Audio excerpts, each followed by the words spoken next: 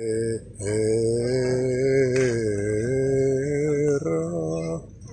olkoon teidän kanssanne.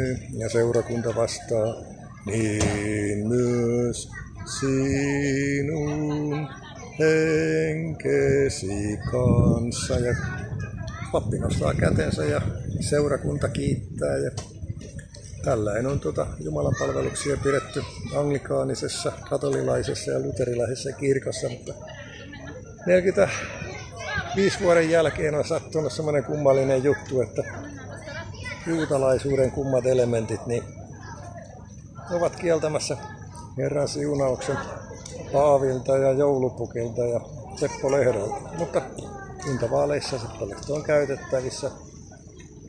Herra siunatkoon teitä ja olkoon teidän kanssanne tähän tapaan.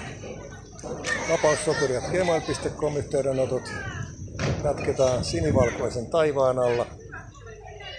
Valkoisen kevään koittaessa on kuntavaalit ensi keväänä. Ottakaa yhteyttä. Toimitaan yhdessä sinivalkoisen taivaan alla. Kerta pelkän valkoisen taivaan alla niin enää saa muuta kuin Jari Sillanpää laulaa valkoista joulua. Se on moro. 9.9.2024. Raportti Tampereen maa-uimahallista päättyy. Takana 800 metriä uintia. Se on moro.